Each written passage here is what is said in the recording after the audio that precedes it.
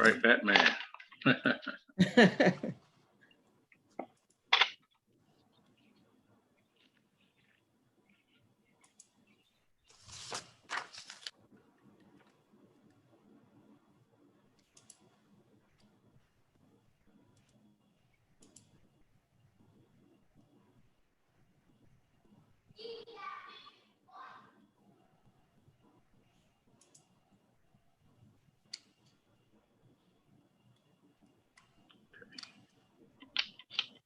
I may not be able to play the video since I'm also in this YouTube, so I don't. Okay. Let's play the video since I'm also in this YouTube, so I don't. And there's some, I don't know if there's some grayed out areas where the whole video screen is not showing. Maybe, I don't know if you're trying to share other items as well, or what are you sharing? Are you using a single monitor?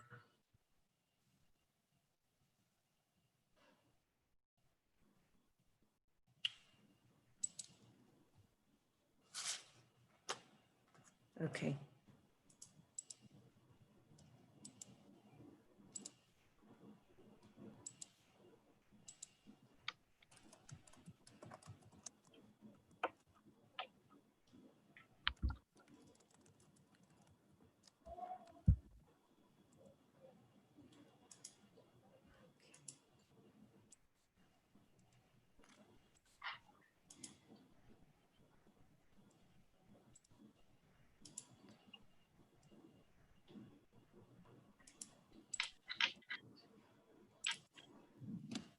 All right, I'm just going to start letting people in.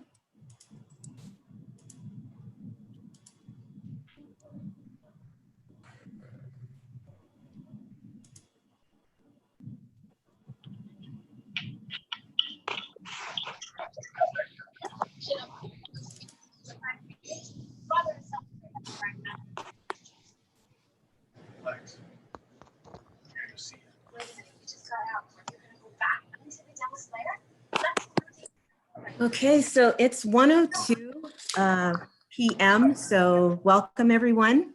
My name is Earth Johnson. I am the Director of Guided Pathways, Equity, at Victor Valley College. As you enter, if you could please mute yourself.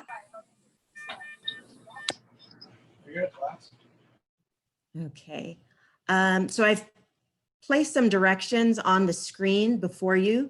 So what I have found works really well is if you select the speaker view at the top of your screen. We would also love for you to introduce yourself and share where you're from. Oh, someone just indicated that I said Victor Valley College.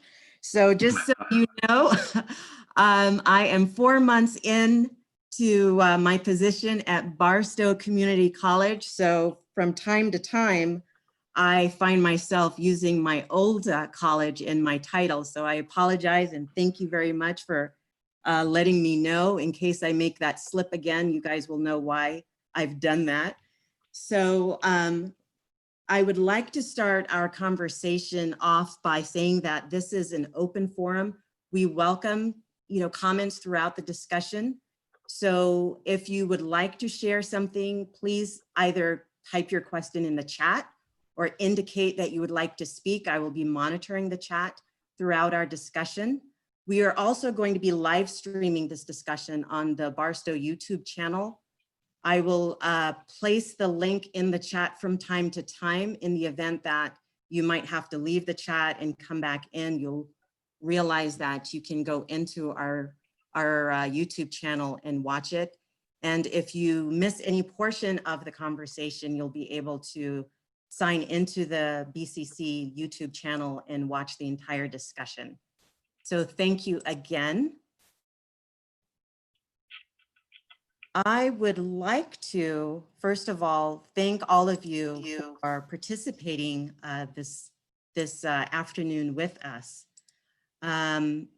As I said, this is the Barstow Community College Social Justice Film Discussion Series. I'm calling this our summer edition because it's my hope that we'll be able to continue having these kind of thought-provoking conversations on an ongoing basis. So before I introduce your speaker for the afternoon, I wanted to give a little background on Selma. So since 1947, nonviolent resistance, or some people call it civil disobedience, has been responsible for the vast majority of revolutions that resulted in changes of government, or as in the case of the United States, major social and political reform. So examples include Indian independence movement culminating in 1947, the end of apartheid in South Africa in 1984, the People Power Revolution in the Philippines in 1986, and the fall of the Soviet Union in 1991. The two most important proponents of nonviolent resistance have been Mahatma Gandhi and Dr. Martin Luther King Jr.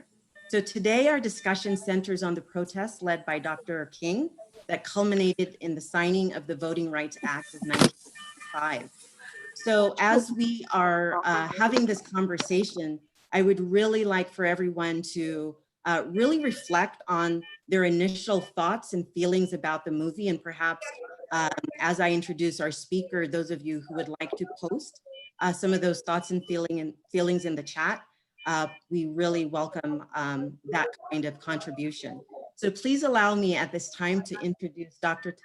Tanaka Wanda, who's going to be facilitating our discussion this afternoon. Dr. Kawanda, if you could share a little bit about yourself, and then I'm going to ask you to share your own thoughts and feelings about Selma. Absolutely. Good morning, or good afternoon, I should say. Can you all hear me? Can you hear me? Yes? Okay, great. So good afternoon. As Eartha said, I'm Dr. Tanaka Wanda. I am an educator at a high school and also at a private university. A little bit about my background. I'm originally from Detroit, Michigan, and I moved to California as a life-saving maneuver. My mom moved us to California as a life-saving maneuver in the mid-'80s. So we moved to South Central Los Angeles, right in the middle of all the gang activity and drug wars that were happening. But that was a lifesaver for me in some respects, because I was able to focus on my education because I didn't know anyone. So from that time, and as long as I can remember, as far back as 5 years old, I've been a community activist. I was being pulled along to community meetings and activist meetings and demonstrations as far back as 5 years old. And I participated in quite a few of them over the years, whether it be the Free Mandela movement or the Justice for Steve Biko, or the movement to get Dr. King's birthday to become a holiday, and so forth. So a big part of my life and a major part of my life is social justice advocacy. As a matter of fact, my doctorate degree is in social justice leadership, for educational social justice in particular. So I'm really thrilled to be here with you and to engage with you about this movie, Selma. It's near and dear to my heart because one of the components that I always add to any of my courses is a component on advocacy. And I think that the movie Selma lends itself well to the idea of advocacy for people of all ages and all demographics to come together to create effective change and lasting change. And so there's a way that we've seen people attempt to do it that has been ineffective. And then we've seen movies and instances in Selma where it has been more effective.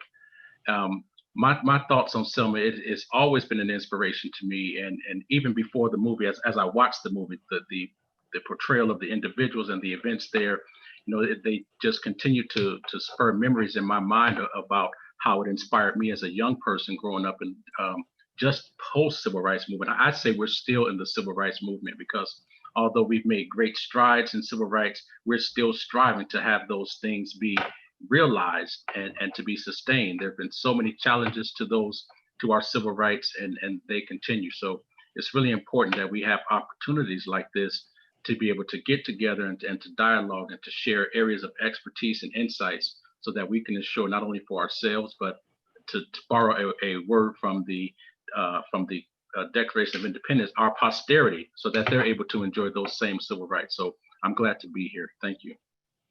You're welcome. Does anyone want to share any initial thoughts about the movie before we get started with our questions? And again, I'm monitoring the chat, so at any time throughout the discussion, please feel free to indicate that you would like to speak or type in your question and I will go ahead and ask it for you. Okay, so Dr. Kawanda, the March from Selma to Montgomery was a courageous demonstration of nonviolent resistance. So why do you think this action was so effective? And what is actually so unique about leveraging this nonviolent resistance in the face of power and force? Sure. I've always believed that nonviolence was effective because it really deals with the psyche of those that are oppressive. Initially, people may look at it as a form of weakness, and many have. But when you're protesting nonviolently, at some point, I think it's just human nature for those, if they are in the oppressive class, to take a seat back, or to sit back and reflect upon what is it that we're really doing against people who are resisting nonviolently, right? So it enters the psyche immediately of the components or the combatants. I think furthermore, with the nonviolent movement, what makes it really effective is the influence of the media. When it's shown in people worldwide, especially when we've seen in movies like Selma and other demonstrations, when people worldwide have seen the reactions that were perpetrated against people that are participating in the nonviolent movement, that's powerful. Because to be having blows put upon you or the violence placed upon you, and for you not to react in a violent way, that says a lot. So it brings up the moral capacity of individuals to show empathy, and it really does put the pressure on people in power to make that change, especially when we're talking about it if it's from an economic influence, right? If someone's supporting you economically and they see that you're perpetrating these types of acts against nonviolent people, why would I want to be associated with that? If we're talking about political allies around the world, such as we had during Selma, and to see and look at the tenets of what our country is supposed to stand for, but to see the realities of what's actually happening, right? How can allies stand by you and the people in those countries, right? So when we're looking at that and we see the influence and the impact and the pressure that it's putting on people worldwide, and then when you talk about the constituents, the voters who are going to vote for individuals, not only within the country where it's happening, but people around the world. So if you're putting that type of pressure, that makes it pretty effective. So that's a great amount of leverage to have, as you said, in the face of power. Any thoughts on that from our participants? Okay, so Dr. Kawanda, we've seen that the media, mainly newspapers and television, played a large role in bringing about awareness and public support for change in the South in the 1960s. Today, we see that technological advancements have brought about a similar kind of awareness and clamor for change. So what do you think is different about this movement? I think there's some glaring differences. Not only do we have more access to media on a larger scale, right? Not everyone, but millions, if not billions of people have access to media with the cell phones right in their hand. We have today 24-hour news coverage, which we didn't have back then. I'm from a time where the television went off at a certain time and they played the national anthem and it went fuzzy until 6 a.m. the next day. But now we have 24-hour access. We have social media. People are networked in so many ways that information is transferred across the globe in a matter of seconds, if not less. Whereas back then it was a situation where if someone, and it still is today, but with the power of telephones, cell phones, it's a little bit different. And let me explain. Back then, if someone did not want a particular news story to air or some information to go across the world, they could easily suppress it. But again, today with social media, with the power of every individual that has a device to be able to transfer information to their networks and beyond, that's one of the differences that we see today. And so I think another difference is the fact that, you talked about some of the events in the past, whether it was the ending of apartheid in South Africa, the fall of the Soviet Union in 1991, and other movements around the world. You have people all around the world now who are connected, people who have been and continue to be in oppressive situations that are in solidarity. And then you have the moral community also that's seeing very similar things, much like was broadcast in the 60s in Selma. And so the combination of more access to media, an increased amount of individuals that can produce media, and then this worldwide community that, we've come so far since Selma. And I think people are really fed up with this idea of violence, suppression, oppression. And I think people want to act because I think they see themselves more so in these situations. Before in Selma, maybe it was an African American problem.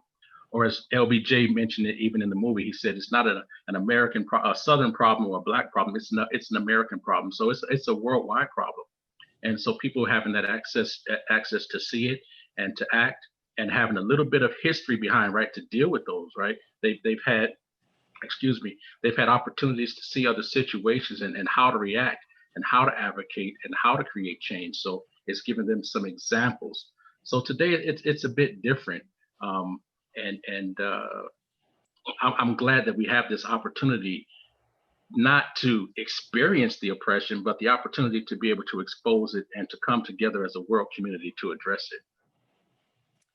Thank you, Dr. Kawanda. I have a question from the chat. What is the difference between the protests like Selma and the protests that we see today? And which do you feel is more effective? The follow-up comment is that so many political advocates are pushing more aggressive violence, looting, and damaging the communities compared to social justice actions like Selma. Sure. I think to address the first part of the question,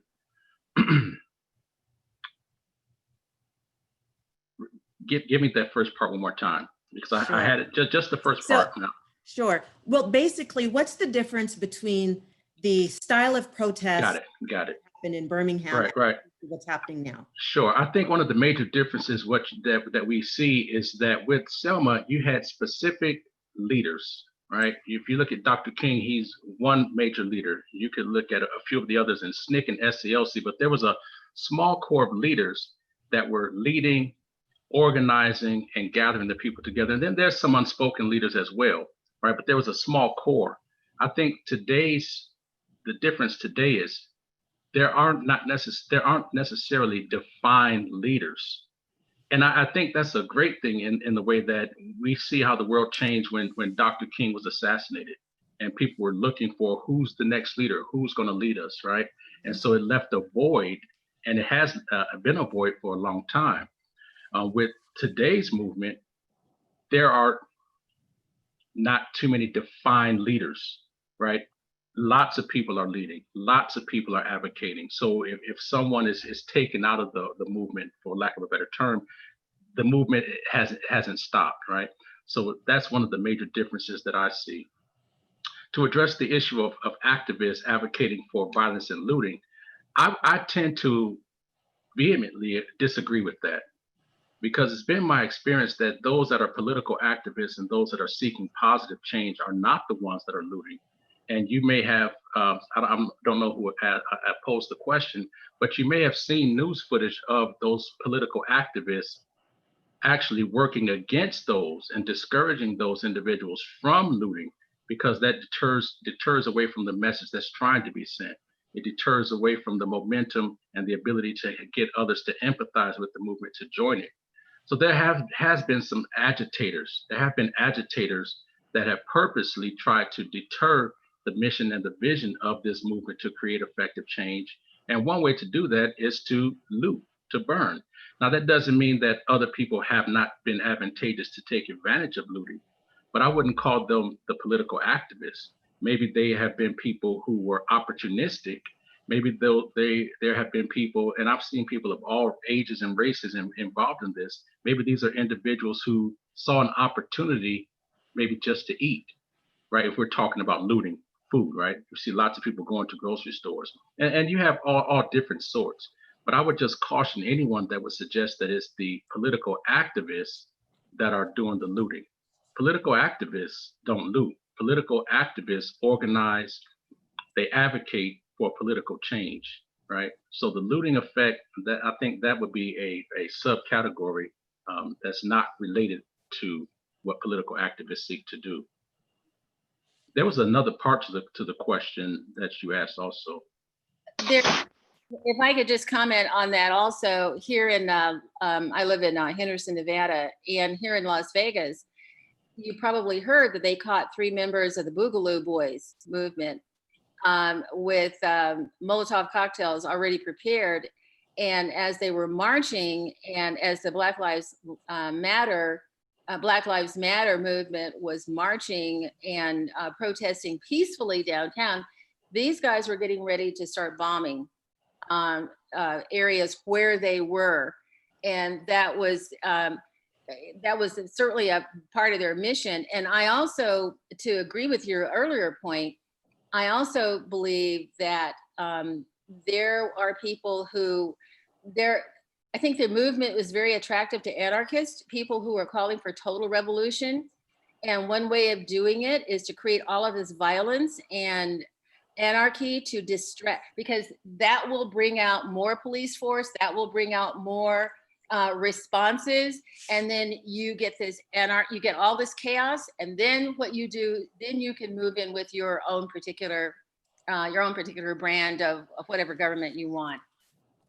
Absolutely, absolutely.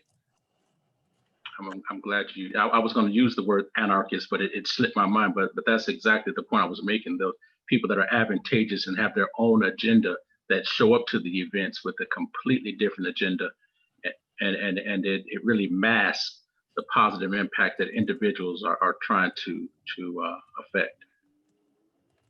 Dr. Kwanda, there was also a comment, and I believe it was from you, Dr. Williams, around the violence that the police used in Selma, and looking at some of the present day instances of violence. Could you talk a little bit about that? Well, sure. That's very disgusting. You know, it's there's some historical antecedents to that as well. You know, I'm very aware, and many of you may be aware, for example, when we looked at the Watts riot in Los Angeles, when you look at the police force that was recruited, the vast majority were individuals that were recruited from the southern states, for example, Mississippi, Alabama, where incidents like you would see in Selma occurred. And they were recruited with the notion that you all know how to deal with Black people. And it wasn't about knowing how to deal with it. It was a specific type of dealing that they engaged in with Black people, which was violence and threats of intimidation to suppress individuals from voting, to, should I say, intimidate them from voting, to intimidate them from just trying to be a person, a human being. So the violence that we've seen in Selma and that we've continued to see, and some of us have continued to experience, while others are just seeing it. Whether it was Rodney King, you know, for years people would say this is happening to us. I can speak to my own experiences of police violence growing up, where we would say this is happening and it would be denied by others. You know, people wouldn't do that until Rodney King's video showed up, but that was just one incident. When I think about those incidents of police violence, I don't think it's a police issue.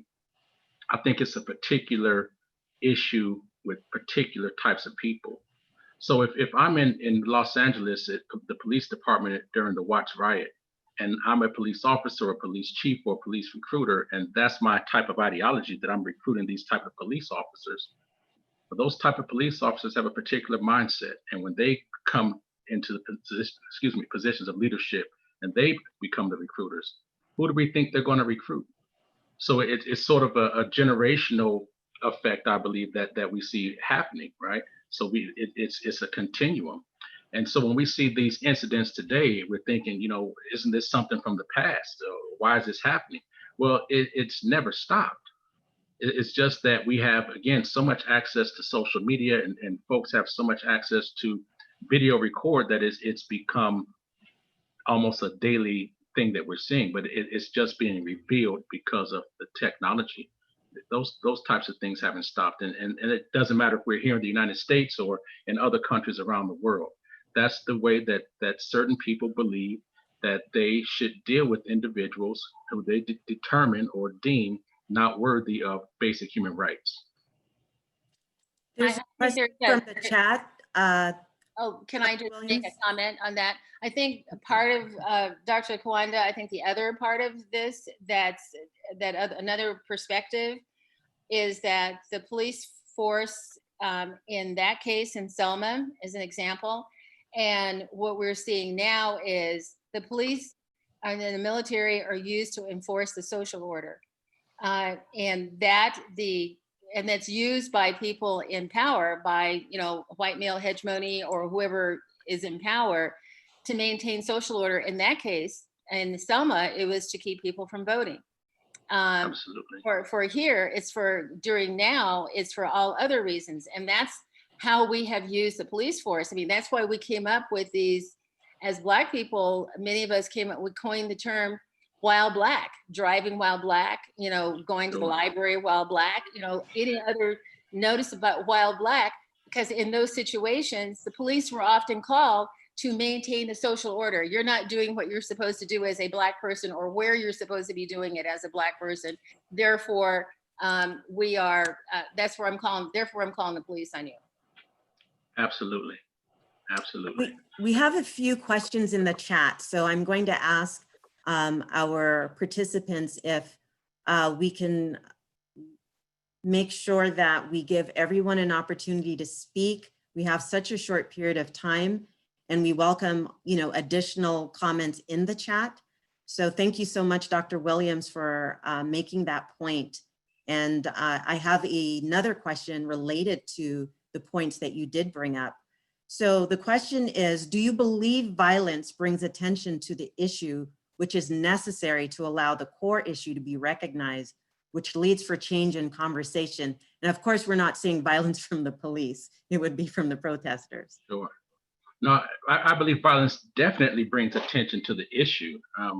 When you get to a point where you're seeing violent reactions, that means you haven't been listening for a long time, right? I've been a part of many groups and many advocacy groups over the years, and I've never gone to a meeting, an initial meeting, a follow-up meeting, a committee meeting, where the first item on the agenda or the 10th item on the agenda was violence, right? It's really about people not being heard and not being listened to. It's much like a baby. When a baby is in need and the baby is not given the attention that it needs, right? The baby cries out.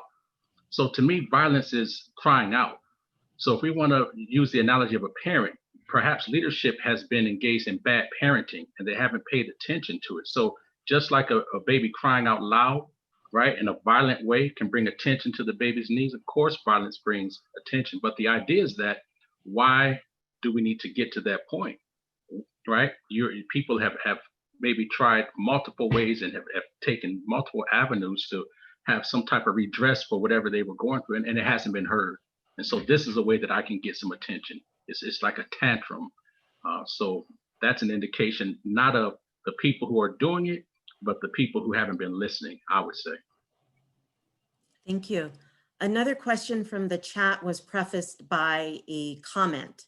I heard on the news today that unidentified federal agents were picking up protesters in Oregon.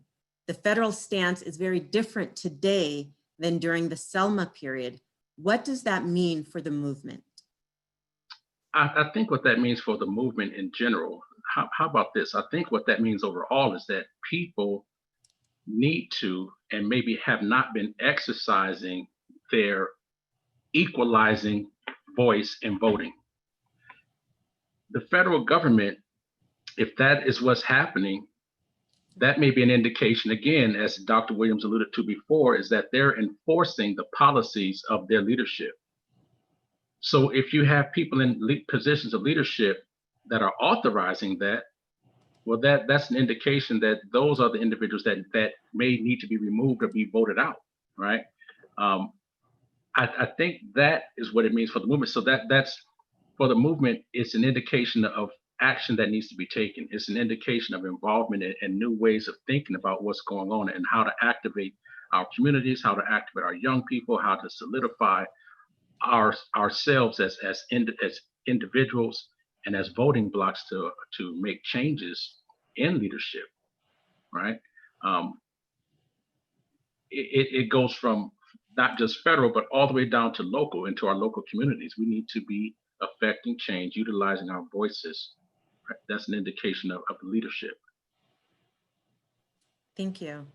So more questions about I police. love questions. So the question is, what effective measures can we use to stop police violence? What effective measures can we use to stop police violence? We have Yes. to we have to be involved. We have to be involved, and we have to police our communities. We have to be in association, I would say, with our policing agencies to understand that we are the police, right? We are the government. We need to be involved. We need to be out there. We need to have oversight. We need to demand these oversight committees within the police departments. We can't sit back and continue to be reactive to what we see on the news, right? We have to be proactive, get involved, have a say, be at the table, create more tables, and police our communities. Um, if you go back to the early days of the Black Panthers, where they were policing their communities because there was a lack of safety, right? People need to take into their own hands the idea that, we are the people. We need to get back to the core ideas of democracy and understand we are the people. We need to teach our young people that essentially the police force, they're supposed to work for us. So we need to reimagine and refashion and revision how we see our country running and be empowered and feel empowered and empower others to take those stances early on. Because if we're out there policing our community, if we're out there and we're active, if we're associating with our police departments, let's not forget our police officers, they're citizens as well. They are part of our communities, right? And so we need to affect change in that way. And we need to be sure when we vote, whether it's for sheriff or county supervisors or whoever it may be, we need to make sure that we're informed. I don't think it's rocket science. We need to understand that we are the government. We are the people. Dr. Kwanda, I have a question about youth. So there's a question in the chat, and then there's a question that I had for you. So I'm going to Okay. start asking the question that I prepared for you, because Okay. it does connect with one of the questions that I do see in the chat. Okay. Young people played active roles throughout the civil rights movement. In 1965, students in Selma, Alabama stood up for the right to vote. Young people walked through hostile mobs to integrate all white schools in Little Rock, Arkansas, and elsewhere. College students in Greenville, South Carolina, started the lunch counter sit-ins that quickly spread across the South. And students from all over boarded buses to the Deep South to participate in the Freedom Riders and traveled to Mississippi to register Black voters during Freedom Summer in 1964. As an educator, and I welcome those of you who are educators in the audience as well, to respond to this question, how do we engage students in conversations about Black history and civic engagement? And what do you think schools and colleges need to do to prepare the next generation of leaders? Oh, sure. Great. Before I answer the question, I just want to address the youth in the South during that time. I had the distinct pleasure to talking with and working with a lot of the former youth, right? Now, I'll call them former youth. I won't call them older people.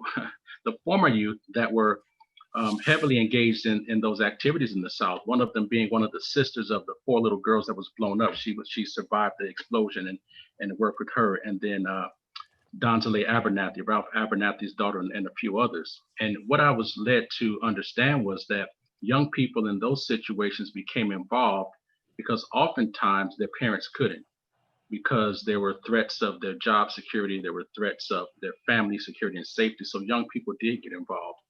But I also think it's important to get young people involved because they are the future voters. We need to prepare them to be able to participate in civic engagement. So as an educator, within my classes, And everyone who's ever visited my class, every parent of a student, every administrator, they know that on first day I let them know in my class in history, we're going to talk about history. We're going to talk about the low down, dirty, disgusting parts of history, such as Selma. We're not going to sugarcoat it, right? Because it's my responsibility as an educator to understand that my students come from multiple backgrounds. They have multiple experiences, and they need to know that they're all valid, first of all. So I don't have a cookie cutter curriculum that I go by, right? So I allow my students the freedom in my classroom to express themselves, irrespective of political ideology, sexual orientation, it doesn't matter. My classroom is a safe space, first of all. And so when we discuss history, I never approach history from a right and wrong perspective. We look at the issues that happened, how it happened, and we discuss why it may have happened and ways that we can improve, right? So we have civic engagement right in my classroom. And so I think that educators need to be empowered and feel safe to have that freedom to allow the discussions to happen in their classroom, to allow their students to be a part of it, to bring their real lived experiences into the classroom because they're valid. And then we can apply and we can take the textbook and the historical text and apply their situations, whether it be scenarios or role playing of how these things might work out. So colleges, schools, high school from early on, I can say what I do that's been effective is, again, I started at the beginning saying that I always have advocacy campaigns. We always talk about the issues that our students have, and we try to create, I say we, I'm speaking me, I try to create situations where they can imagine themselves resolving those issues. I don't like to have students come into classroom with problems and anxieties, and then they leave with the same problems and anxieties without a resolution. And so we talk about, well, what can we do about this? What was done before? We look at historical precedents to see how people have resolved issues. And sometimes their issues are as small as what's being served for lunch. Sometimes it's very serious issues of them dealing with racism from another teacher or educator out on the campus. And rather than point out the perpetrators of racism or whatnot, we take an approach of, well, how do we advocate? So we solidify a support base. We do research. We create flyers. We start conversations. We find others who are like-minded. We look at the laws and how to go about this. We do letter writing campaigns. So just getting them involved and letting students know that there are ways for them to create change, that they are not helpless, right? So we associate them and get them associated with the laws and the processes, with their rights. You know, I have students all the time that say, I know my rights, right? That thing, I know my rights, you can't do that to me. Well, I challenge them and I ask them, well, do you really know your rights? What is that? Where does that come from? And so then we get into discussions about the Bill of Rights. And they're like, oh, I do have rights, you know? And so we go through that process. And it's empowering for them. It's eye-opening to them. Oftentimes they leave and they feel like they want to change the world. And maybe they do in some small way, but at least they have a way to address their particular issues by utilizing the process, the legal process, the voting process, the lobbying process. And so that's something that we have to have. Thank you. Can we hear from some other educators in the audience? What are some of the things that you have done or think should be done?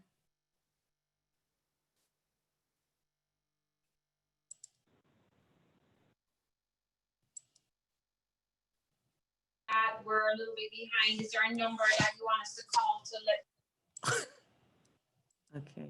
the direct number? It'll be okay. Hello?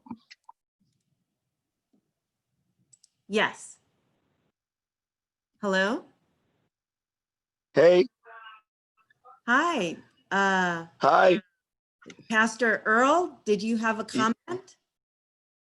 No, not yet. I just got on, so I wanted to just tune in to listen. Okay. Thank you. I'm going to mute you for a moment. Okay, perfect. Thank you so much. You're welcome. Does anyone else have a comment that they'd like to share with regard to the question that Dr. Kawanda responded to? And I do see that there are a couple of comments regarding the need for colleges and K through 12 schools to teach Black history and ethnic studies courses. So anyone want to kind of field that comment, share their thoughts about it? Yeah, my name is Zubair, and I was a teacher at the high school level, and I taught actually world history, American history, American government, economics. And what really got them engaged was, you know, we would study the Constitution, and then we would they would have to apply it. We would have videos of, you know, police interactions, different court cases, and I would have to ask them, is this, you know, in line with the Constitution, or is it not in line with the Constitution?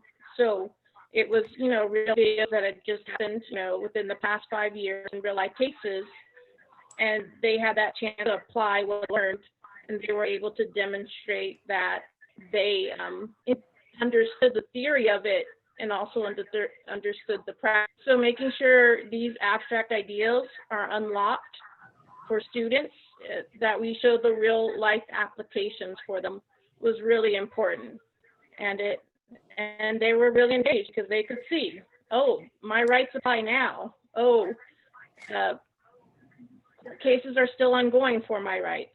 So that was really important for students to connect with the material. Thank you for sharing that. Any other thoughts?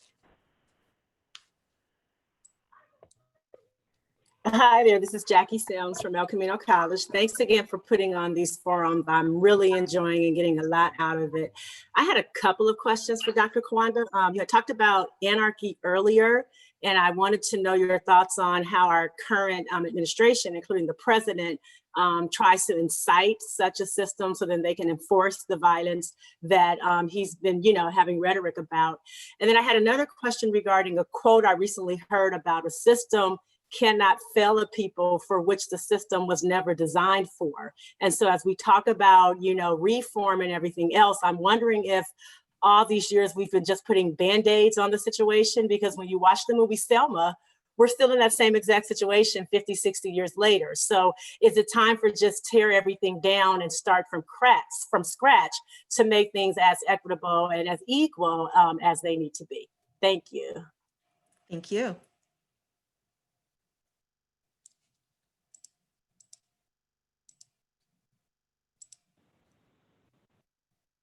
Dr. Kawanda, we can't hear you. Can you hear me now? Yes. Okay, I was muted. I was saying I cannot speak to the idea that the president is trying to incite anarchy, because I haven't heard him make a statement that he is.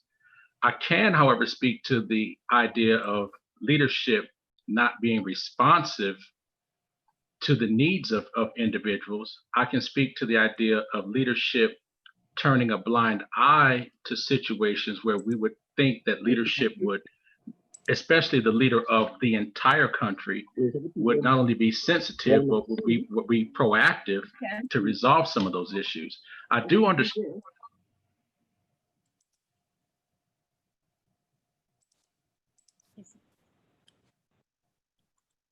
Dr. Kawanda? I don't know how I'm sorry, I muted everyone because someone was speaking, and I see. it affected you as well. I see. I was saying I have seen situations where leadership has turned a blind eye and allowed chaos to ensue, so that it would be a situation where they could enforce, or that would allow them to institute martial law. So this type of idea that this is happening, I definitely understand your point where it's coming from. I just don't have enough evidence right now to say that this is what he is attempting to do. I do know that as individuals who feel this way, such as you're saying, that we have a responsibility ourselves to act, right? I'm always telling folks during the election cycle, especially, that my attention is not solely focused on the president, right? I believe that the president in our situation is overrated in terms of the power that they have. You hear presidents come on, or candidates come on and say, I'm going to do this, I'm going to spend this money and make this law, and none of which are true, because that's not the power they have according to the Constitution. What they mean is, I'm going to try to influence Congress or get Congress to pass this law, or the House of Representatives to initiate this expenditure, right? So that I can have my agenda.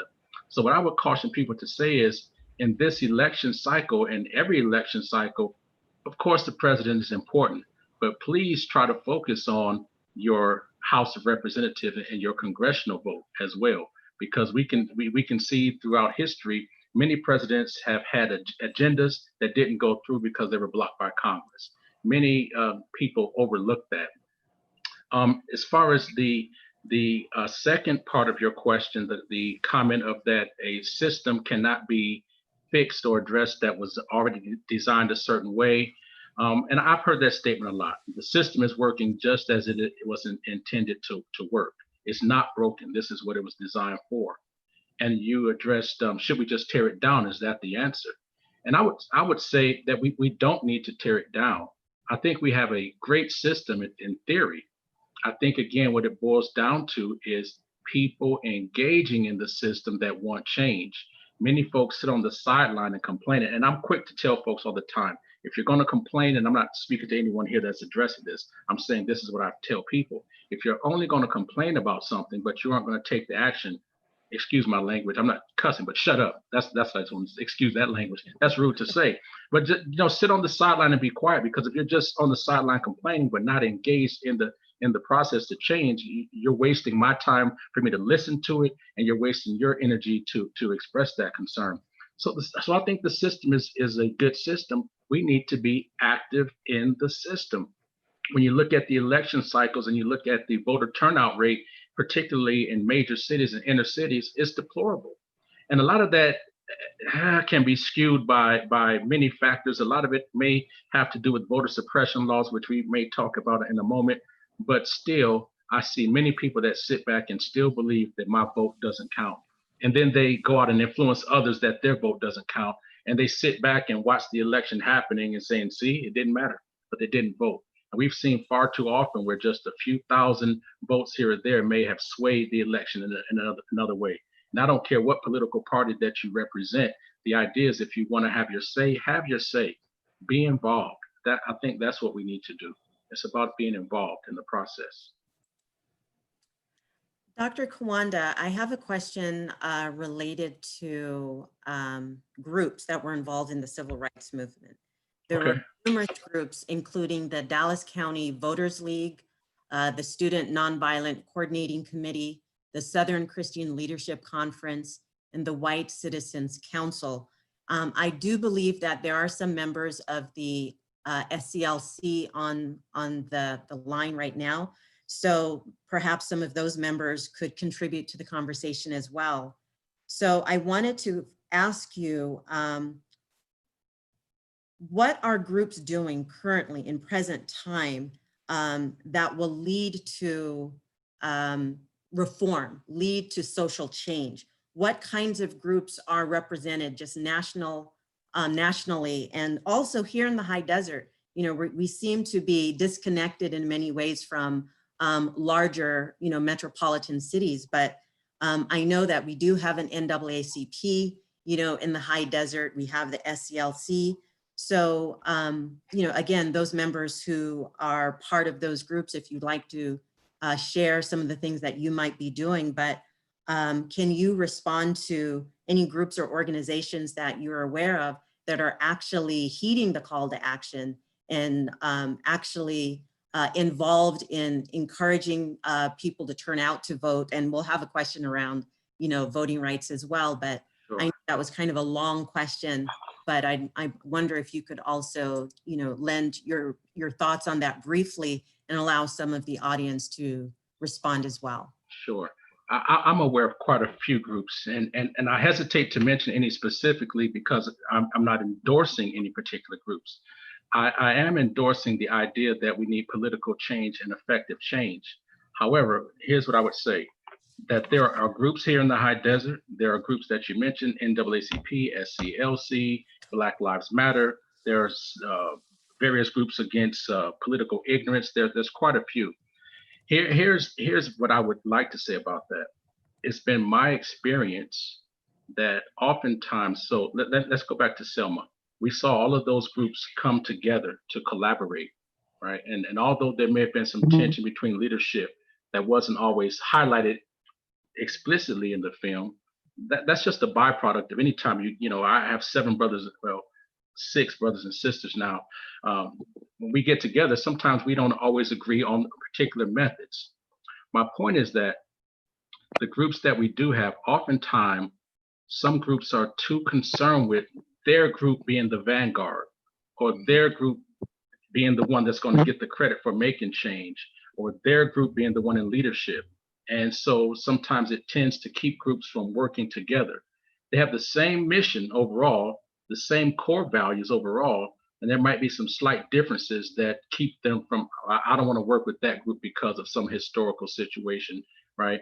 So what I'm suggesting is that anyone in any of these groups, anyone in positions of leadership, I would say take the time to get to know fully not only the leadership in other groups, but their core values, and find ways that you can work together. Maybe there are ways you can't, but it's a situation of, an enemy of my enemy is my friend type of deal, right?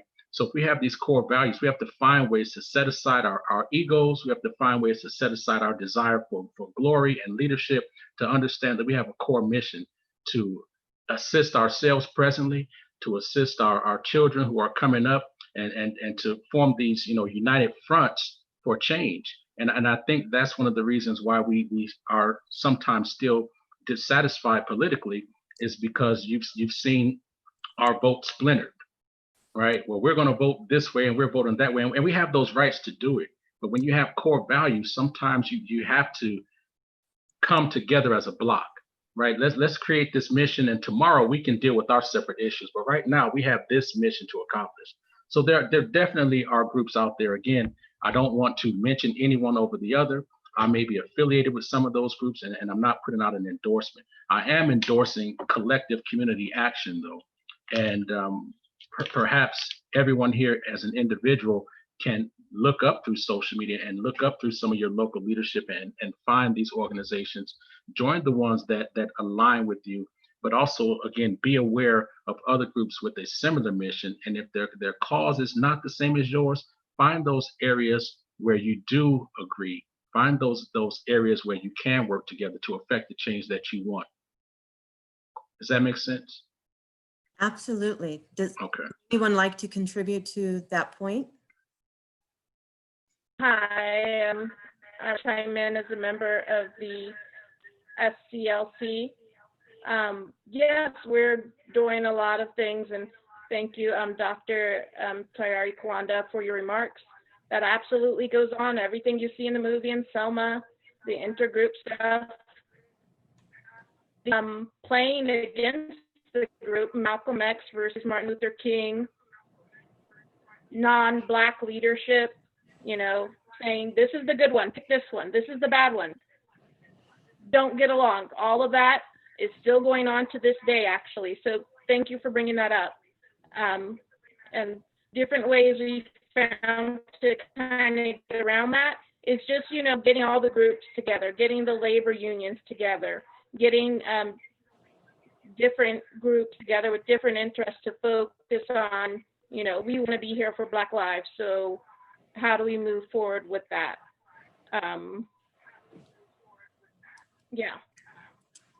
So, and we also are carrying forward the voter registration and getting contacts at meetings or our protests, to keep in touch with people, because it's not just about going out on the street for a couple of hours, and it's not just about doing that. It's about, following up with that person, making sure they have the opportunity to get involved, to make sure that they can contact their elected officials, to make sure that they can outreach. Maybe that person who was at a protest yesterday, maybe they can join us at a school board meeting for ethnic studies, gone to school board meetings and given comments for ethnic studies. So that's part of it, is, taking what you have, the people who show up, and showing them how we can organize and work together to change things. So Thank you, Karima, for sharing that. I do want to bring to everyone's attention that we have about 6 minutes left. That's a lot of what we've been doing with the SDLC, is building back and moving forward. So I'm sorry, I didn't mean to interrupt you, Karima. I was just trying to share a reminder with the group that now we have about 5 minutes left. And we still have a couple of more questions from the audience that I would like to try to get through. We might not be able to get through them. But I do want to, thank you for your contributions and encourage, in the last few minutes, those of you who have not had an opportunity to speak, to continue to type in some comments in the chat. Again, this discussion is being live streamed. It's going to be saved, and the comments in the chat are going to be saved as well. So we could also follow up with you with responses to the questions that may not have been addressed throughout the discussion. So Dr. Kawanda, I would like to ask you a question that I think really kind of wraps up this discussion. This is coming from Pastor Paul Earl, and his question is basically about the leadership of Dr. Martin Luther King. What was it about his leadership that allowed him to influence groups to work together? He sent out a call to action, and non-Black clergy responded to that call to action. So there was something about his leadership dynamic that really brought about the unity from various groups. And in our media recently, actor and TV host Nick Cannon said some anti-Semitic statements, and we have seen that through history, non-Blacks have been able to engage and collaborate in courageous conversations with people of color. So could you respond to this idea of leadership?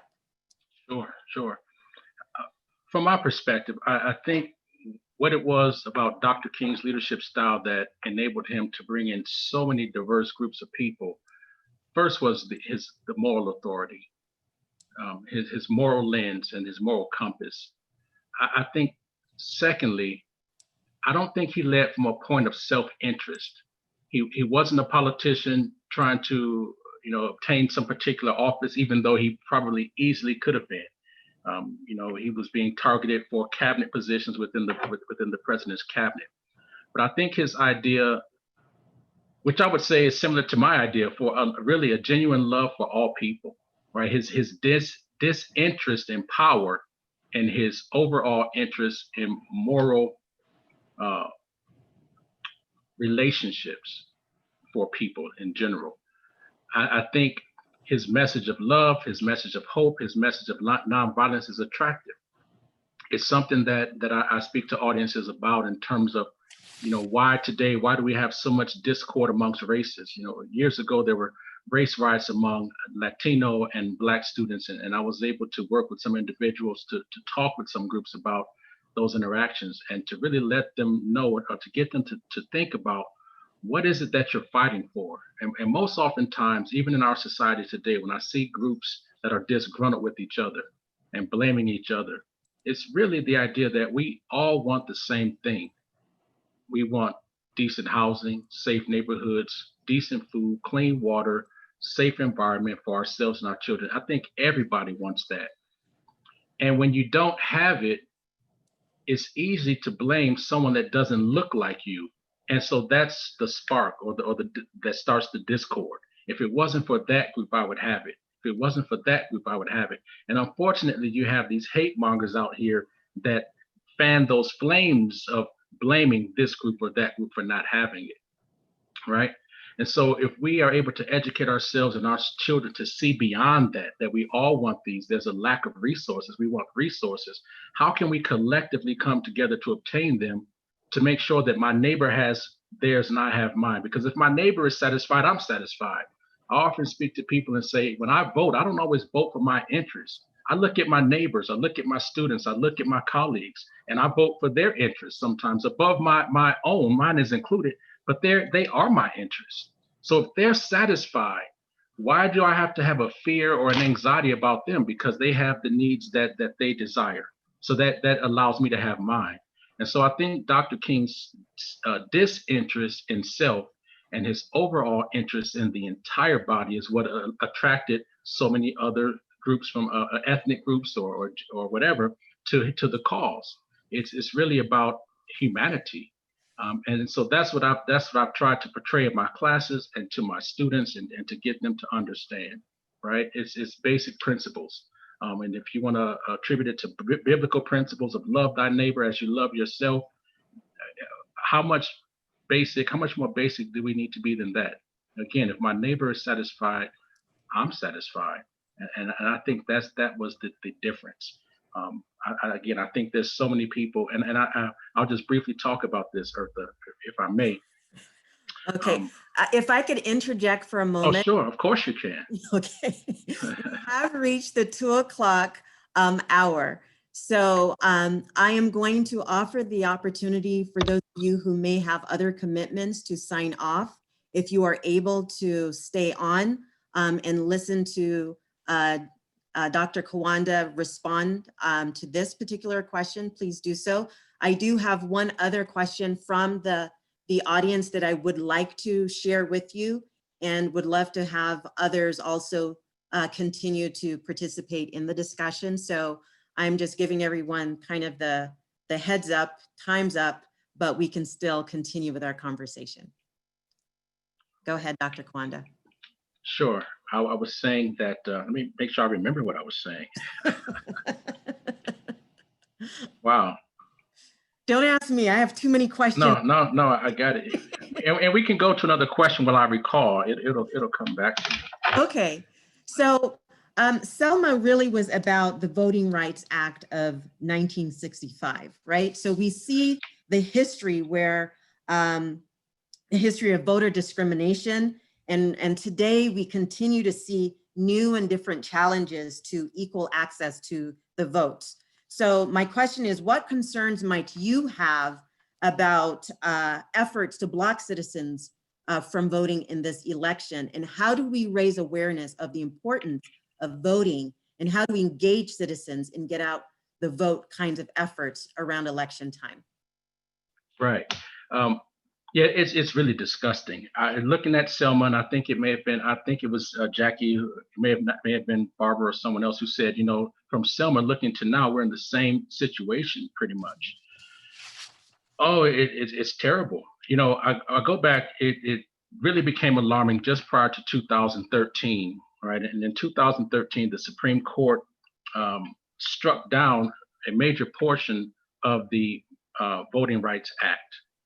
And what it did was it took away the protection or took away the oversight or the idea that the states that were under coverage, the states that had to report if they were going to change anything that had to do with voting, the way that voting went across, right? There were some states that had to meet certain criteria.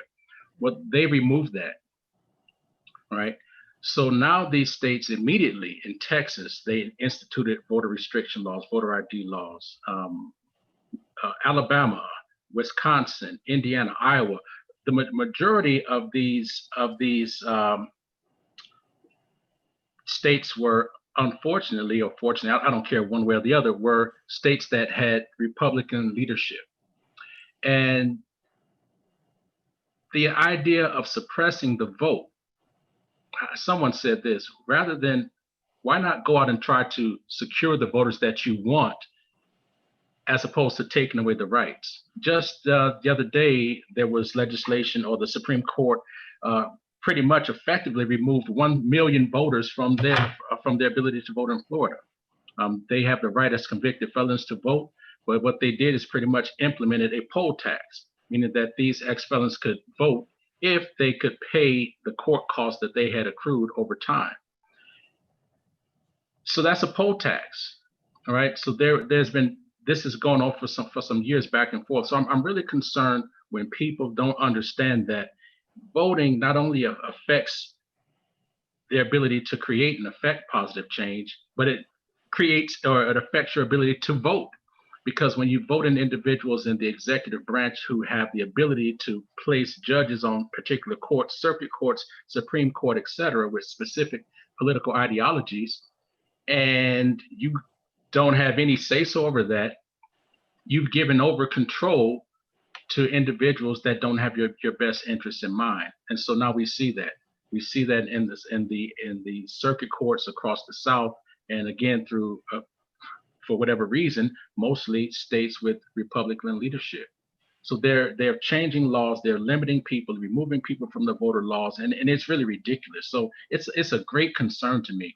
And so individuals are going to have to realize that before it's too late, that we need to get out and vote and put people into positions, right? And it doesn't mean that because you vote for someone I'm not talking about partisan voting.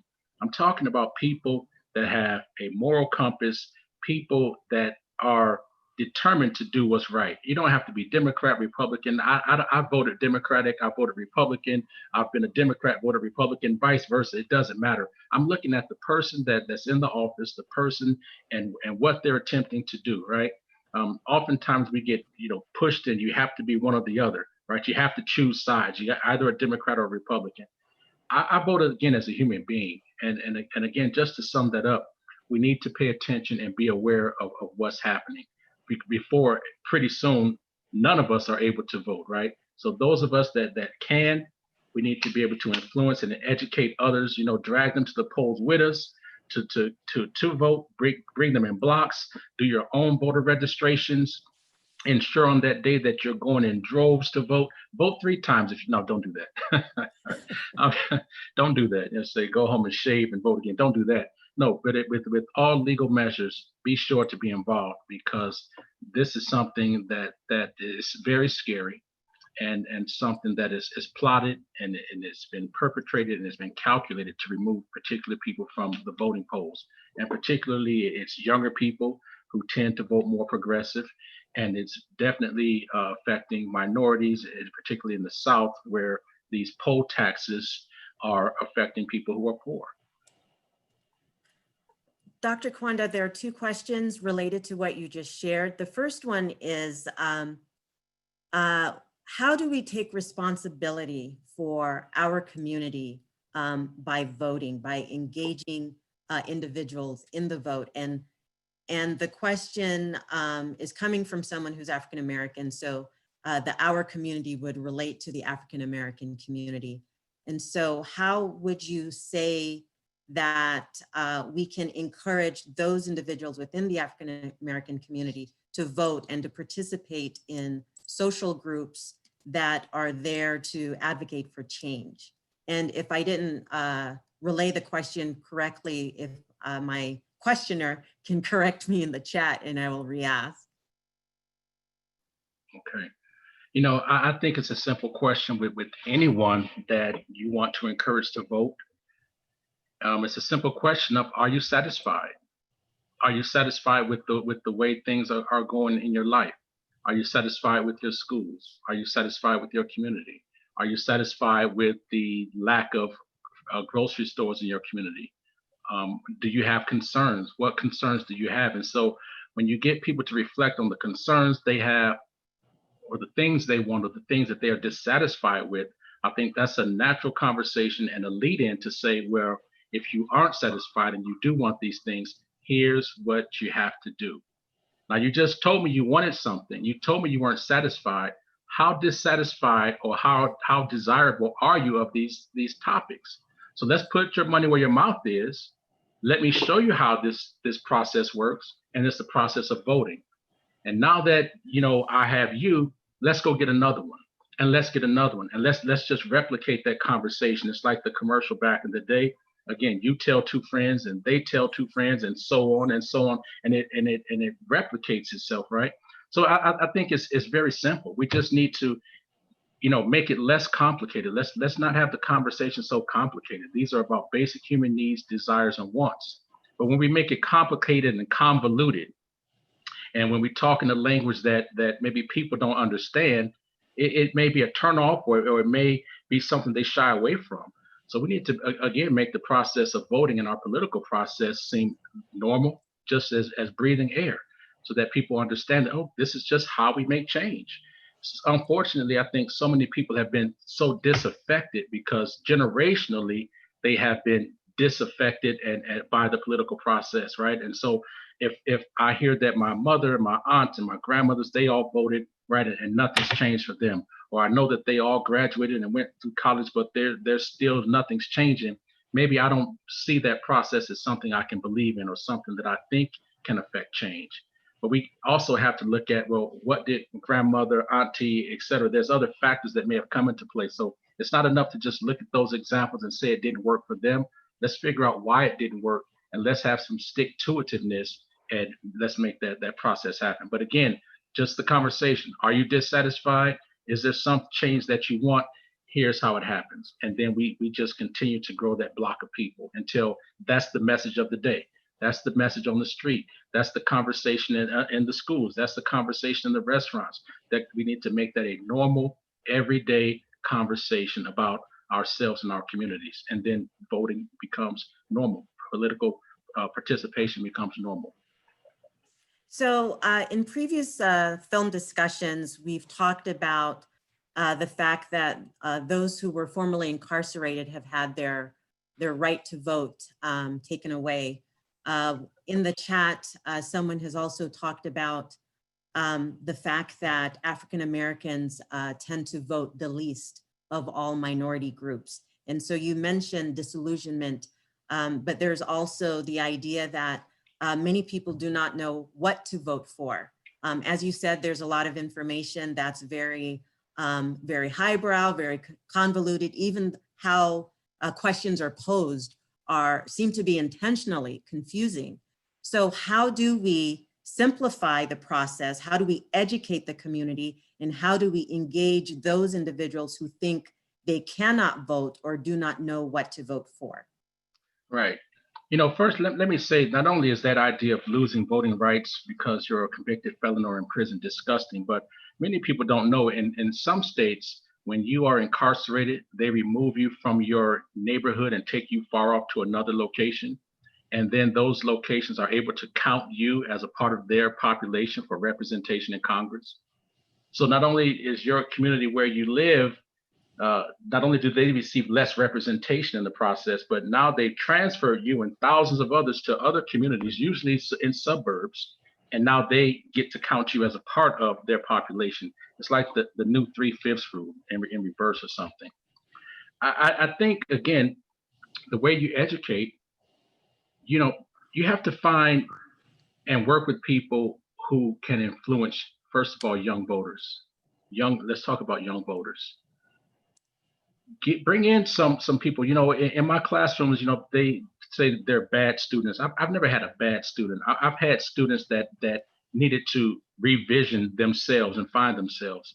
But you find the people that can influence others, and you have those conversations with them, right? They may not listen to you, but there's someone they'll listen to. So we need to be, take advantage of what's already out there, whether it's I don't know, the basketball star, if that's what people are into, or the hip hop star, or the person that they think has the most swag for young people. You find the people who are influential in those particular communities. And again, you have those conversations. So it's about recruitment. It's about recruitment, right? And there's so many resources out there. And I think for those of us that are in education or are able to transcribe or translate these convoluted the political jargon, it's up to us to refashion that and make it digestible for other people, right? It's about building communities of trust also. There's been times when I know in my life where there's someone I trusted so much and I didn't have time to necessarily review the legislation, but I knew this person so well that, they went out and they went through the jargon and they went through and came back with the resolution and said, hey, this is the way we needed to go. It's much like people following Dr. King and others. He would say, hey, this is who we need to vote for, right? So we need to build trust. I think that may be something that might be missing in some of our communities, this idea of trust and leadership. But again, it's about relationships. So building those relationships and having meetings where we disseminate that information. right? We meet for all types of things. We meet, well, we used to before COVID, right? But we meet for all types of things. The cookout, we meet for to go to the movies, to the party, to the club. We need to refashion and rethink about our priorities, right? I mean, all these other entertainment things that have served to distract us, they'll continue to be distractions. So think about ways that you can have that meeting similar to this one. Today, hey, me and the fellas or me and the homies, we're all going to meet and we're going to talk about this issue. And so that's one way, because we are in the African American community, we do a lot of verbal communication, right? A lot of ours are through storytelling and verbal. So take advantage of that. If you know people that are entertainers, right? Refashion the words. Don't think that you can't make songs or raps about the political process that are positive. They're out there. Amplify that. Amplify those voices. And the other thing I would say is when you hear information that's being disseminated, such as in this forum and others, amplify that. Take it back. Don't hold it just for you, right? If it was empowering for you, you need to share that, right? This recording and other recordings, share that with others. Those that are feeling like, my friends don't understand, we have to get past that mindset that what we're doing here is not cool. It is cool and it's life-saving. So I think we just need to refashion our approach, re-emphasize the way that we feel about politics and the importance of it. I think that's a great way to start. Okay. So I have a question for you. Mm-hmm. Not that I didn't have previous questions. Sure. What you're saying sounds really great. Certainly if I were a younger person, I might feel inspired.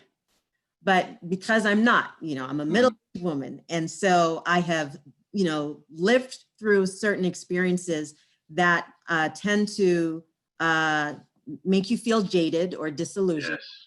And so I'm just wondering, how do we have those conversations? How do we bring people together? Because one thing that I learned, from this movie is the importance of seeing something bigger than yourself. People like John Lewis and his legacy really speaks to the sacrifices, that our previous leaders from previous generations have made. They were willing to risk their lives. If we go back in the history books, slaves were willing to risk their lives and limbs for freedom. And now in 2020, I see that there's a complacency. There's a place where we have tasted the good life and we are unwilling to give up, the things that keep us secure. And so we don't speak up when we should speak up. We don't participate when we should participate. And our young people are watching all of this. They're seeing our inaction. They're seeing our compromise. And so it's really difficult to tell a young person, to get engaged, that this is serious. And what we are seeing right now is that young people and that spirit of defiance and rebellion is taking them into the streets. And they're protesting in ways that previous generations have not, between Martin Luther King's generation and now. So what you're saying again sounds really wonderful, but how do we actually bring people to the table to have a conversation where people aren't competing around, which group is better, which idea is better? How do we really coalesce, so that we can have one voice? Sure. I definitely understand the idea of feeling jaded, right? There's a lot of people in my family, brothers and sisters and others who are, have the idea or the mindset that nothing's going to change. We've done the civil rights movement. Dr. King was assassinated. Anyone that speaks of is assassinated. We're still in the same situation. Nothing will change. I suggest to those people, what I always suggest is, it is difficult. Sometimes I speak and people can see the things I say as idealistic. And I don't mind being idealistic. I look at my experiences and I see where we've come from, where I've come from. And I challenge other individuals to see where they've come from and to understand that not everything changes in your favor. It is a process. We're talking about a democracy of over 365 million people. That's a lot of people. And democracies weren't designed for more than maybe 25,000 people. We have 50 states, we have multiple ethnic groups, we have so many competing factions that want things. So it's difficult. What I suggest is people for this. First of all, look at your experiences and try to find those small victories. Find times when you didn't have a reason to be jaded, where you had a reason to believe, because you know what, that worked out. So for me, that's always my evidence that it can happen again, because it didn't work out. I've had a rough time. I should give up. Well, no, you have evidence that it can, right? So use that to encourage yourself to go forward. But also, I suggest that people sometimes start small. Sometimes when we have these idealistic attitudes about changing the world and changing society, that's great, and that can happen. But perhaps we need to focus on the small victories that we can have, because I think as you have smaller victories, that breeds encouragement that you can do more, right? So start small, whether it's in your home, your local community, your city council, various areas like that, right? And I think in those situations, when you have those small victories, sometimes leaders tend to emerge, right? Leaders tend to emerge that you can trust in, right? And if I have leaders here and leaders there, those leaders tend to sometimes coalesce and become larger groups. So I think sometimes the task is daunting, and that's what turns people off from engaging, is that it's just too much. It's too much, right? Again, maybe the side effect of all the social media that's created the opportunity for us to see so much is also the same social media that we feel sort of pressured and crushed under, because there's so much that, where do I start? What do I advocate for? Who do I follow? What do you know? So I think we have to start small and build from that. Start small and build from that. Let leaders emerge naturally. Follow those leaders. If there's not a leader there that you believe in, make your own leadership group. But I think again, it starts with us working with others, finding out what others are engaged in, becoming a part of those groups and affecting that positive change. I think when you have that evidence that change is possible, I think that encourages you to move on, right? It encourages you to have faith in this process. And I hope that I'm addressing your question about, how do we, I can't say how do we find leaders. I think those things just happen. They happen from the process. But if we're not involved in the process, we don't see those leaders, because we're not in the process, if that makes sense. And if I didn't address it, please challenge me again to address what you were trying to ask me. Well, I'm going to open it up to participants. I would Oh, like great. from others with regard to their thoughts. Are there other people who feel like me that, it is difficult to even have these conversations, and then it's difficult to bring together people, and just feeling, certainly as if, as you said, that it seems very great, but sometimes we have to get out of the way and let change happen. And it sounds very idealistic, as you said, but I mean, the nitty gritty is we live in a community. And I know there are some of you that are not from the high desert and not even from California, but within our communities, we see the inequities, we see the racism, we see the things that disillusion not only our generation, but younger people. And so it's taken, all these years after the civil rights movement for us to begin this conversation again, as if it's brand new. There are people who are looking around saying, oh, wow, this is a problem for you Black people. Well, it's always been a problem for the Black people. So I don't know where you've been, right? I don't know why you didn't see it, because these things are happening to your neighbors, your coworkers, your family members. And so we've been doing a lot of talking. And so I'm looking for others who perhaps are feeling very frustrated. I know when I saw Selma, I got riled up.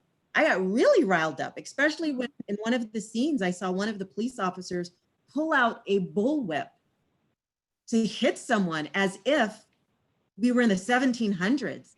Right.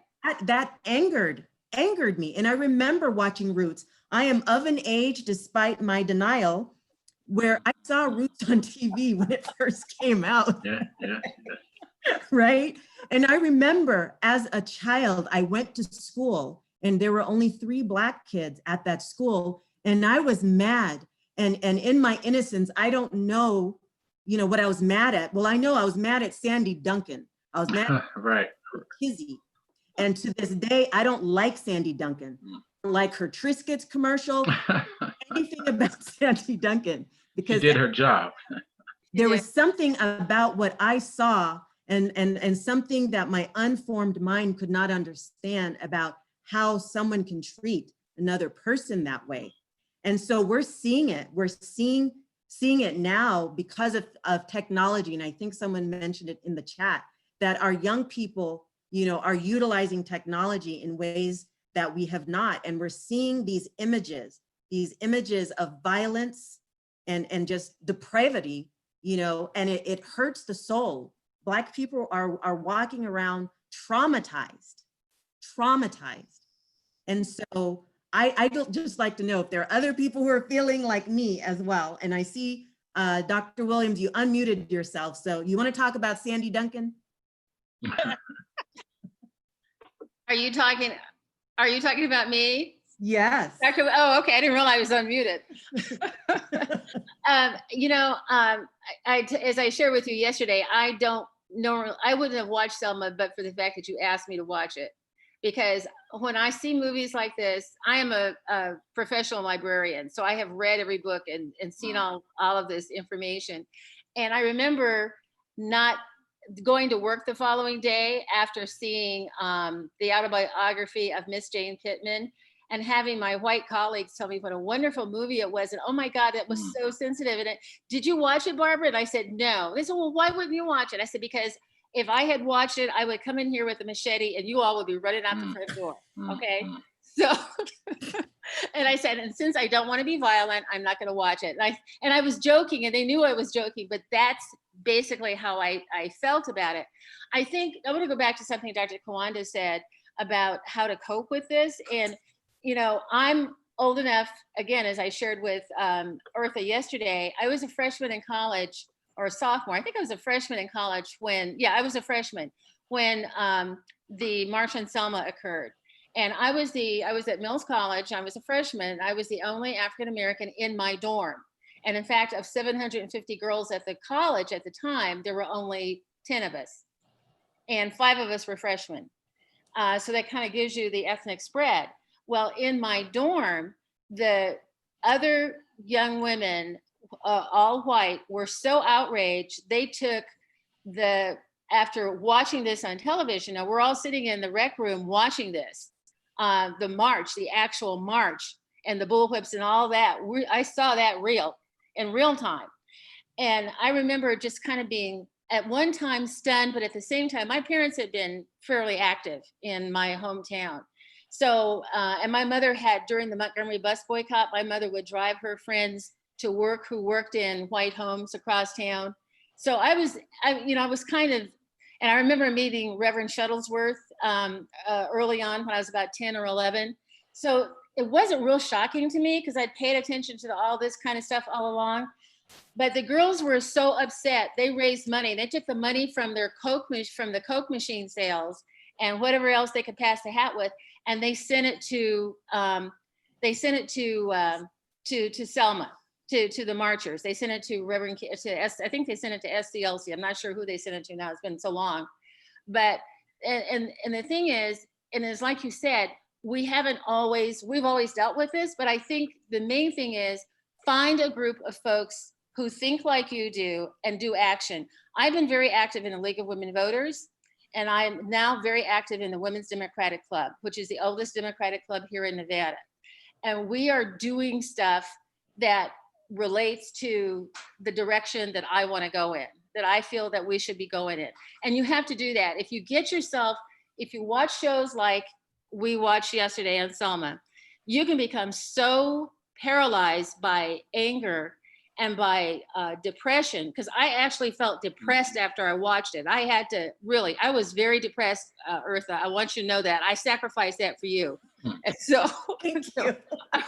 I watched that movie. But if you allow yourself to become paralyzed, you will not do anything except rain on the other people's parades and give our younger people reason to think, oh, well, what's the point? Mhm.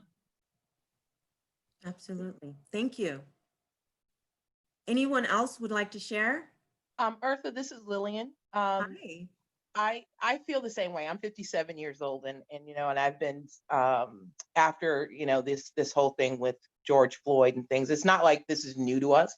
Right. It was really I couldn't produce anything. You know what I mean? After that happened, I struggled. I'm like you. I was really angry, and I felt like we're still in the same position that we were years ago, and so nothing really has changed. But what has changed in me, and I think that is the fact that I am no longer now allowing the subtle racism to happen. I think before, like you were talking about, we're in our positions. We compromise because we don't want to ruffle the feathers or anything like that. But I also was raised by my mom and my grandmother, who I'm very respectful, those types of things. So I don't feel that I'm going to go in like this hulk of a woman that's going in and being angry at folks, but I'm not going to allow those things to happen anymore. I think that we need to start addressing the systematic racism that happens on a daily basis. Just like you said, that there are people who going, wow, this is just happening. No, this is not just happening. These are things that we deal with on a daily basis. When we walk into a store, we're followed or we're questioned or, those types of things. So again, I'm not going to allow those things just to happen. I think to be able to talk to young people, I have to not turn a blind eye anymore. I can't tell my nephews and nieces who look up to me to say, well, yeah, you can take the mantle on this one now. I have to be able to and be willing to march shoulder to shoulder with them. You know what I'm saying? So I agree with you in the sense that, yes, it's, as an older person, it's very difficult, but I think that we do have to just not allow things to happen anymore, especially in education, especially that's where we're supposed to help people open their minds and their hearts to, just because my skin is darker than yours doesn't mean that I don't hurt. That doesn't mean I don't feel. And so I think that we need to just stop allowing those things to happen and address them when they happen. It's not just kidding. It's like, oh, I didn't mean it by like that. Yes, you did. And you need not to say it again. So we need to address it. And I think that way. So that's what I wanted to share. Thank you so much for sharing that. Would anyone Absolutely. share? Now, I was just agreeing that thanks for sharing. It's like I tell people, if you are not in situations like this, if you are not participating, if you are not a part of helping to alleviate this, I think you're just as guilty as those that, how dare I be tired? I know it's daunting work, and we have to have self-care. We have to take a break and care for ourselves, right? If we don't want to perish by this, right?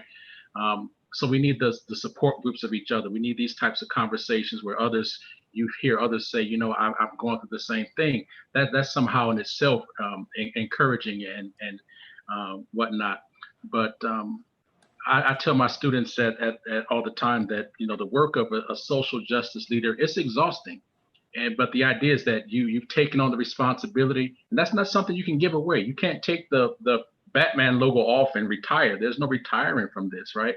You get to a point where you can pass it on to others. You can teach others to help with this, but it's not something you can go and lay on the shelf. It's the whole idea of ignorance is bliss. Well, we're not ignorant to it anymore, and it's not blissful. So we're responsible. It's a responsibility that I accept and I take well, because I know and I think and I'm encouraged by my ancestors who were in this country as slaves and also as Native Americans, what they've gone through to get me even at the age I am now, to a point where I am now.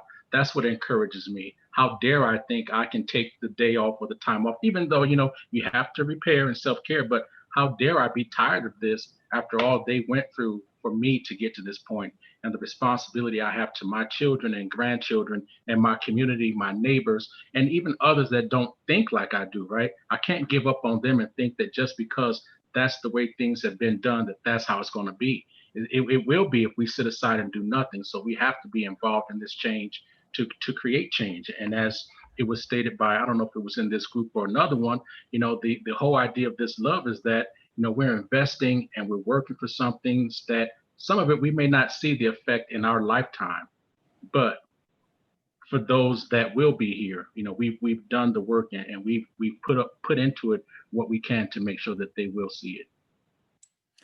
Well, Amen, brother. on that, did someone want to say something else, or was it just a cosign? I just said amen, brother. Okay, cosign it is. I stopped my video because my internet is becoming unstable, but I do want to say that it's 2:35, and unfortunately, we're going to call this meeting to an end, this discussion, bring it to a close. I want to thank you for joining the discussion today. And I hope you enjoyed hearing from our guest, Dr. Kawanda. I hope that you've learned something you didn't already know about you know, the civil rights movement, both in the 60s and what's happening right now, what remains to be done. And our hope is that this discussion continues and that the very important work of collaboration and organizing continues. My hope is that we engage in courageous conversations and actions that will empower people and move, you know, just many cultures towards healing and equity and reconciliation. So Dr. Kawanda, I want to thank you from the bottom of my heart for facilitating this discussion. And I want to thank all of you for participating in this discussion. And I ask you to keep, you know, Barstow Community College in mind as we, you know, move forward to holding additional social justice conversations. There are so many issues that need to be addressed. And so, you know, I would love to keep in touch if you would like to get information about future conversations. Please send in the chat your email address and we'll follow through. I do have your email address in the registration, so maybe that's not necessary. But I do appreciate the time that you've spent here. And I wish you all a wonderful afternoon and a wonderful weekend. Absolutely. Thank you so much for having me, and thank you all for participating. I did put my email in the chat room if anyone wants to follow up, but I really appreciate you all for being here. It means a lot. Thank you. Absolutely. Have a good one. Thank you. Take care.